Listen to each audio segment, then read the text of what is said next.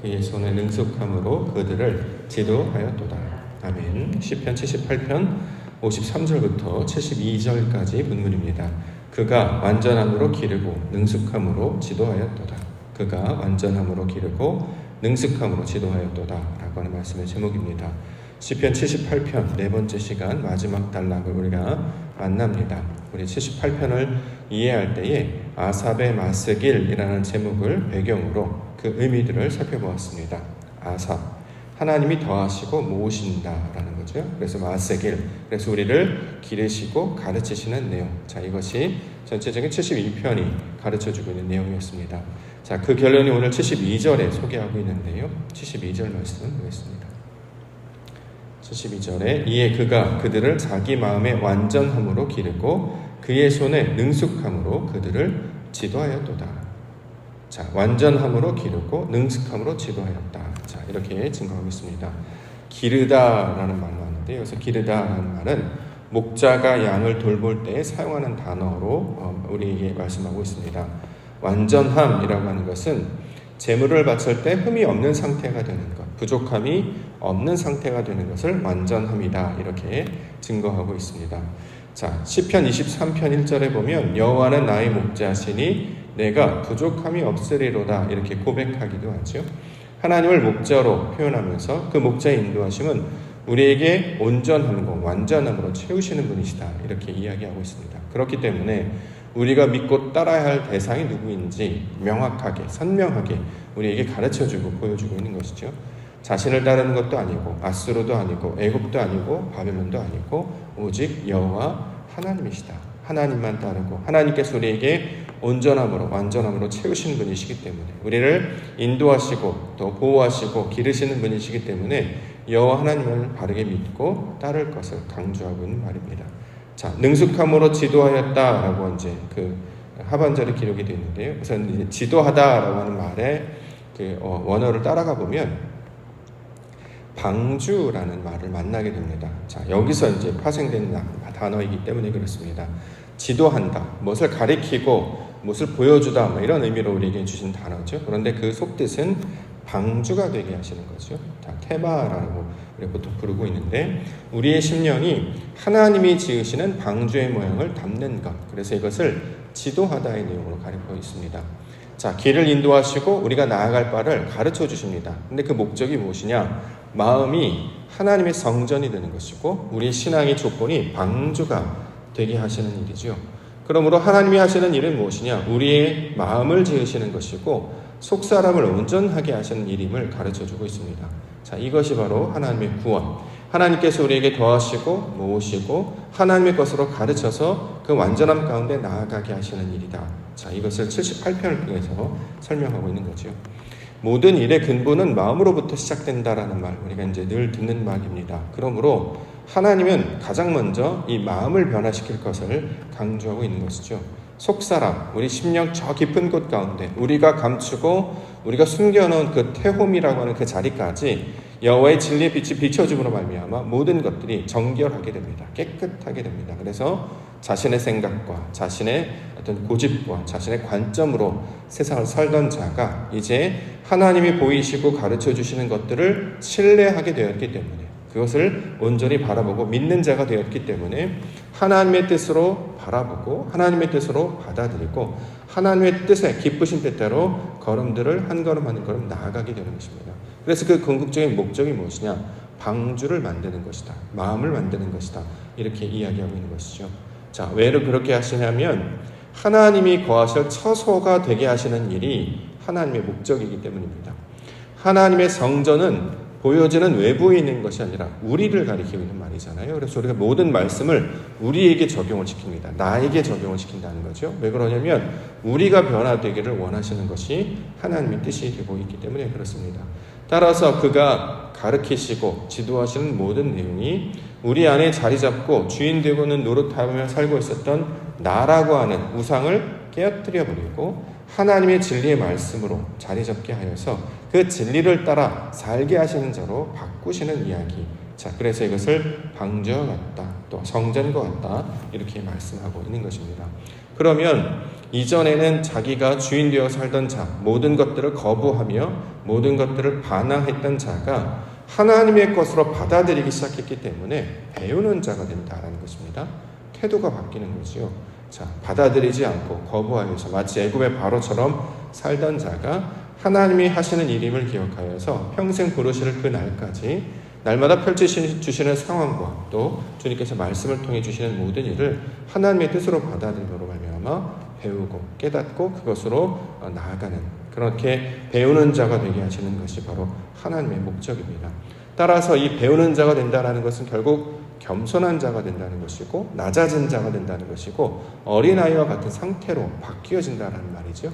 그러면 바로 천국이 저희 것이다, 이렇게 말씀하고 있습니다. 오늘 주시는 말씀을 통해서 그의 기르심, 그의 인도하심을 따라 우리의 마음을 하나님께 맡기로 말미암아 하나님의 나라를 날마다 배우고 깨닫고 그 은혜 가운데 거하시며 살아가시는 우리 믿음의 성도님들과 교회가 되기를 주의로 간절히 축원합니다. 자, 그럼 말씀을 통해서 구절을 살펴보기로 원하는데요. 산으로 인도하시고 장막에 살게 하신다, 이렇게 말씀을 주고 있습니다. 54절과 55절. 시편 78편 54절 55절. 그들을 그의 성소의 영역 곧 그의 오른손으로 만드신 산으로 인도하시고 또 나라를 그들의 앞에서 쫓아내시며 줄을 쳐서 그들의 소유를 분배하시고 이스라엘의 지파들이 그들의 장막에 살게 하셨도다. 자, 본문에 나타나는 모든 내용들이 어디에서 펼쳐지는 내용입니까? 우리 심령 안에서 펼쳐지는 내용이라는 거예요. 우리가 이제 지금까지는 이것은 이제 역사적 사건, 실제적인 내용으로 우리가 이제 그 지금까지는 받아왔죠. 율법으로 받아왔습니다. 그런데 우리가 이제 찾고자 하는 것은 그 율법을 그냥 율법의 상태로 내버려 두지 아니하시고 그 안에 담겨져 있는 하나님의 의도를 우리가 이제 받는 것입니다. 의도를 받는다라고 하는 것은 그걸 진리로 받아들여서 그것이 우리 심령 안에 어떻게 역사하고 만들어지는가를 우리가 이제 적용시켜서 이걸 받아야 되겠죠. 그래야 지금 본문에 나타나는 산으로 인도한다든가 또 어떤 나라를 쫓아낸다고 한다든가 장막에 살게 한다는 내용이 우리 이 땅 가운데 벌어지는 어떤 현실적인 삶의 문제를 말하는 것이 아니라 하나님의 영으로 하나님의 성전과 거처로 바뀌어지는 이야기를 하고 있기 때문에 그걸 우리가 진리로 깨달을 수 있게 됩니다. 자, 그런 의도에서 말씀을 보게 되면 오른손으로 만드신 산으로 인도하다라고 하는 말은 자, 성령으로 인도한다, 이제 그 말이 되겠죠. 지성소를 가리키고 있는 말입니다. 자, 하나님께서 성령으로 교통하는 자가 되게 하시는 것이 구원의 내용이기 때문에 바로 그 내용을 우리 가운데 펼치시고 있습니다. 가장 먼저 우리가 육신의 상태에 있던 것이 애굽이죠. 자, 이것이 바뀌면 민수기, 말씀의 상태로 바뀌게 되고요. 나중에 말씀들로 변화되게 되면 신명기의 상태로 가나안에 들어가게 됩니다. 자, 가나안 땅에 들어가서 우리가 도착하는 곳 헤브론, 그 산지 가운데 나아가게 되는 거죠. 이제 모양과 역사와 이 사건과 장소를 통해 설명하고 있습니다만 그것이 주시는 의미는 우리의 상태가 그렇게 변화된다는 거예요. 육신의 상태에서 말씀의 상태에서 영의 상태로, 자, 마당의 상태에서 성소의 상태로 지성소의 상태까지 변화되는 그 과정을 설명하고 있는 것입니다. 자, 이것이 바로 하나님이 인도하시는 내용이 된다라는 거죠. 그러면 우리 마음 가운데 적용을 해보면 어떻게 할 수 있냐면 하나님을 알지 못했던 무지의 상태에서 벗어나는 것. 자, 이게 이제 말씀을 듣는 상태지요. 자, 말씀을 듣는 상태가 뭐냐면 애굽의 모양으로 살던 육신의 소욕과 종교적인 관습에 따라서 내가 주인이 된 상태로 살던 그 애굽의 상태에서 그런 모든 종교적인 행위들을 벗어버리고 그것들을 떠나보내고 말씀으로 충만케 되어서 그의 뜻으로 살아가게 되는 것을 출애굽이라고 이야기합니다. 자, 모양과 지역과 장소를 벗어나는 개념으로 우리가 설명했지만 우리 마음으로 적용을 해보면 우리가 원래 법도 없었고 자기 마음대로 살던 사람이었고, 자, 법을 갖기 시작하니까 하나님의 뜻을 따라 살기 시작하고 하나님의 뜻을 따라 살기 시작하니까 내가 원래 감당해왔던 나의 사고방식, 나의 행위가 자, 종교적인 어떤 행위, 율법적 행위, 세상을 따라가는 어떤 모양들이었다는 걸 깨닫게 된다는 거죠. 그래서 궁극적으로 벗어버려야 되는 것은 바로 그런 모양들 아니겠습니까? 육신의 어떤 틀을 가지고 하나님을 이해하려고 하는 것. 자, 이것을 벗어버리는 것이 애굽에서 나오는 것이고, 그게 이제 구원의 길이기 때문에, 자, 여기서 우리가 그것들을 벗어버리게 됩니다. 자, 이러한 일이 나타나게 되는 궁극적인 능력과 원인은 말씀이 우리 가운데 지워졌기 때문이죠. 빛이 들어오기 때문에, 진리를 깨닫기 때문에 비로소 나타나는 현상이라는 것입니다. 하나님을 알지 못하면 우리를 부정하지 못합니다. 인간은 인간 스스로를 부정하지 못합니다. 왜냐하면 항상 자기가 옳다라고 믿고 있기 때문이죠. 내가 가진 지식, 내가 가진 경험, 내가 가진 어떤 상태가 항상 옳다라고 주관적인 판단을 하기 때문에 그 상태에서 결코 다른 상태로 변화할 수도 없기 때문에 성장하거나 성숙은 당연히 할 수 없게 되는 거죠. 그런데 진리가 들어와요. 말씀이 들어와요. 하나님의 뜻을 알기 시작합니다. 그러면 내가 있는 이 상태를 벗어나게 된다는 거죠. 친척 아비 집을 떠나서 헤브론 산지까지 나아가는 거죠. 애굽이라고 하는 장소에서 떠나서 가나안으로 나아가는 것처럼 내가 있는 여기에서 저 강을 건너 저쪽 가나안 땅으로 들어가는 것처럼 그런 변화가 나타나게 하시는 것입니다. 그러면 우리에게 이걸 신앙에 적용을 해보면 우리는 항상 하나의 장소에 계속 머물러 있는 것이 아니라 말씀으로 향해서 한 걸음 한 걸음 나아가는 자입니다. 자, 이것을 거룩하다라고 보통 표현을 하죠. 집도요, 한 이틀만 청소를 안 하면 먼지가 쌓이고 벌레가 끓습니다. 몸도 한 이틀만 씻지 않고 그냥 내버려두면 냄새가 나고 더럽게 되는 거랑 마찬가지죠. 우리 영도, 우리의 속사람도 그냥 내버려두면 자꾸 세상의 때 육신의 본성이 차올라와서 자꾸 섞이게 돼서 오염이 된다는 거죠. 그런데 하나님의 말씀의 뜻을 붙잡는 자는 우리 하나님이 기뻐하실 뜻이 이것이야 라고 하면서 하나님의 뜻으로 자꾸 내 것들을 채우려고 하니까 아버지 속성과 성분으로 바뀌게 된다라는 것입니다. 자, 이렇게 새로운 그릇으로 만드시는 이야기가 구원에 관한 내용입니다. 그러므로 날마다 하나님의 말씀을 따라 새롭게 새 사람이 되게 하옵소서. 날마다 주의 말씀으로 깨닫게 하셔서 옛사람의 모습 가운데 붙잡혀 있는 것이 아니라 하나님이 주신 것들을 아버지 뜻으로 받아 주의 뜻들을 발견하는 그런 새로운 자들, 새 사람이 되게 하옵소서. 이것들을 우리가 기도 제목으로 붙잡고 나아가야 할 것입니다. 자, 그러면 새 사람이 된다라고 하는 것이 무엇이냐? 성질이 바뀌게 된다는 거죠. 58절부터 62절에 나와 있습니다. 자기 산당들로 그의 노욕을 일으키며 그들의 조각한 우상들로 그를 진노하게 하였음에 하나님이 들으시고 분내어 이스라엘을 크게 미워하사 사람 가운데 세우신 장막 곧 실로의 성막을 떠나시고 그가 그의 능력을 포로에게 넘겨주시며 그의 영광을 대적의 손에 붙이시고 그가 그의 소유 때문에 분내사 그의 백성을 칼에 넘기셨다. 자, 이걸 이제 내용으로 그냥 보시면 하나님께서 발을 내셔서 어떤 처벌이나 징벌하셨다는 내용으로 이제 번역을 했는데요. 원문을 이렇게 이해를 쭉 따라가 보시면 이게 무슨 뜻이냐면 성질이 바뀌는 이야기를 하고 있는 거예요. 우리가 어떤 성질로 바뀌었습니까? 하나님의 온전하심, 하나님의 완전한 성질로 이렇게 바뀌게 됐어요. 그럼 어떻게 됩니까? 자, 옛 것을 거부하기 시작한다는 것입니다. 이게 그 뜻입니다.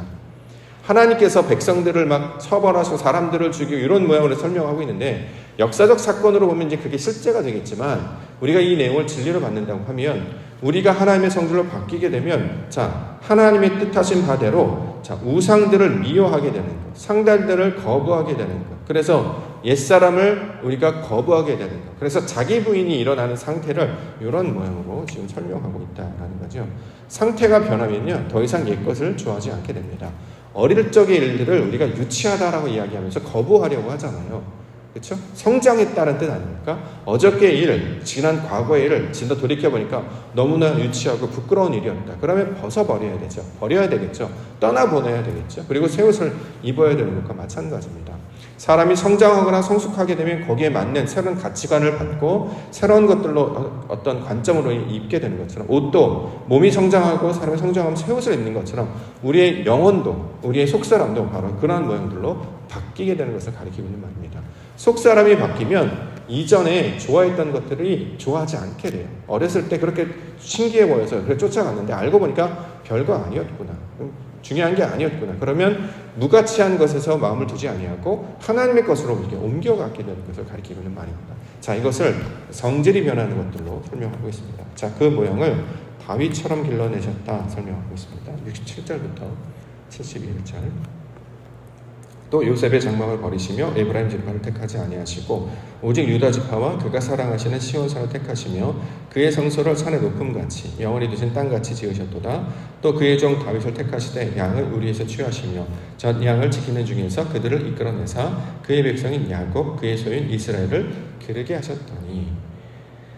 자, 중간에 보면 70절에 다윗을 택하셨다 이렇게 얘기하는데 다윗이라고 하는 인물을 택하신 게 맞죠. 근데 이제 중요한 것은 다윗을 택하시는 것처럼 우리를 그렇게 하나님의 모양으로 똑같이 만들기 위하여서 우리를 인도하여 내셨다 이런 뜻입니다. 자, 이것을 요셉, 에브라임, 유다 지파로 설명하고 있는데요. 자, 요셉의 장막을 버리셨습니다. 에브라임 지파를 택하지 아니하셨다. 이렇게 이제 번역했습니다. 그러면 하나님께서 그들을 완전히 포기하신 것인가? 자, 그런 의도가 아니라 요셉을 지나 에브라임 지파를 지나 유다 지파로 다다르게 하셨다. 이제 이런 의미로 우리가 해석을 해야 합니다. 요셉, 더하다라는 뜻이었잖아요. 자, 하나님께서 우리를 더하여 주시고요. 에브라임, 열매를 맺게 하신다는 거죠. 하나님의 말씀을 씨처럼 우리 가운데 뿌려내시면 우리 안에 열매가 맺혀지게 됩니다. 그걸 뭐라고 그러냐? 에브라임이라고 발음을 하죠. 자, 에브라임처럼 열매를 맺게 됐어요. 그러면 하나님의 구별된 모습으로 변화되었다라고 해서 이걸 유다라고 부른다라는 거죠. 그렇게 되면 나중에 아버지께서 원하시는 그 기뻐하신 속성을 가졌으므로 너는 나의 마음과 합한 자가 되었다라고 해서 이 글을 가리켜서 다비드라고 부르는 것입니다. 이것은 이제 역사적 사건이나 내용으로 보게 되면 하나님께서 심판자의 모습으로 이제 설명하고 있는데 원래는 단계들이 점점 성장해 나아가고 성숙해가는 과정들을 지금 설명해 가고 있는 내용이 되고 있습니다. 그래야 그러니까 우리 안에 펼쳐지는 내용이다라는 거죠.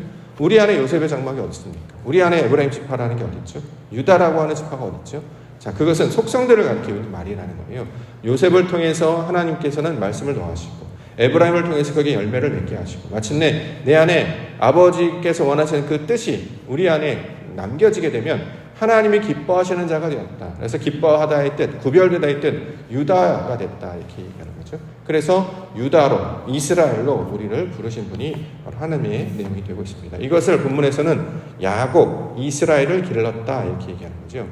야곱, 원래 이제 야곱이라는 뜻도 우리 처음 배울 때는 속이는 자, 발 뒤꿈치를 잡는 자로 배웁니다만 실제적으로 야곱은 하나님을 갈망하는 자라는 뜻을 가지고 있습니다. 자, 갈망하는 자가 나중에 어떻게 해요? 이스라엘이 되는 거죠. 말씀을 따르는 자, 성령으로 인도함을 받는 자, 하나님의 속성과 동일한 자가 되게 하시는 일을 지금 가리키고 있는 내용입니다. 자, 이처럼 하나님께서는 우리의 모양들을 바꿔내시는 일을 구원의 내용으로 설명하고 있다라는 거죠. 그래서 우리를 목자가 되셔서 우리를 양처럼 인도해 내십니다. 시편 23편에 나오는 여호와는 나의 목자시니 우리가 부족함이 없을 것이다 라고 하는 것은 우리를 뭘로 만드시느냐? 푸른 초장으로 만드시고 실만한 물가가 되게 하시는 거죠. 우리가 여태까지는 푸른 초장으로 인도하셔서 먼저 쉬게 하고 물가로 가서 물을 마시게 하고 이제 이런 뜻으로도 우리가 제일 먼저 배웁니다. 근데 본래적인 뜻은 우리가 푸른 초장이 돼야 되죠. 풀이 자라고 나무가 자라고 열매를 맺는 것. 물가, 이전에는 평평한 땅 아니었습니까? 그런데 반석에서 물을 내셔서 성소의 모든 지경을 물에 잠기게 하듯이 우리 안에 하나님의 말씀으로 충만한 자가 되게 하시는 것이 하나님의 뜻이다라는 거죠. 그래서 그의 인자하심과 그의 온전하심이 평생이 우리를 인도하시며 그의 뜻대로 길러내시는 목소리를 시편의 내용들로 설명하고 있는 거죠. 자, 이걸 가리켜서 시편의 전체적인 주제는 복 있는 자지 않습니까? 하나님의 뜻이 이루어진 자를 가리키고 있는 말이기 때문에 시편의 각 구절들은 바로 그 내용들을 그대로 설명하고 있다라는 거죠. 그러니까 그 내용을 받아들이고 오늘도 하나님의 말씀을 대로 그의 역사가 무엇인지, 그가 하시는 일이 무엇인지, 그가 계획이 무엇인지를 바라보고 이것이 나를 향한 하나님의 음성이구나를 깨닫게 된다면 소망할 수밖에 없게 된다는 거예요. 그래서 하나님의 나라를 구하고 그 뜻을 구하라라고 한다라는 거죠. 하나님의 나라, 그의 뜻은 우리를 온전케 하시고 완전케 하시는 자가 되게 하시는 줄 믿습니다. 옛사람의 모습에서 새 사람이 되게 하시고 육신의 사람에서 말씀의 사람, 땅의 사람에서 하늘의 사람이 되게 하신다는 거죠. 자, 이것들을 우리가 다시 한번 붙잡고 오늘도 하나님 주신 말씀을 통해 주의 증거를 통해 하나님이 하시는 일로 우리가 바뀌게 하옵소서, 새 사람이 되게 하옵소서, 그렇게 석천이라는 단어에서 옥토가 되게 하여 주시옵소서. 이렇게 말씀을 붙잡고 하나님의 영광 가운데 동행하시며 하나님의 영광을 우리 목격하시는 증인들로 살아가시는 주의 백성들 되시기를 주님의 이름으로 축원합니다. 기도하겠습니다.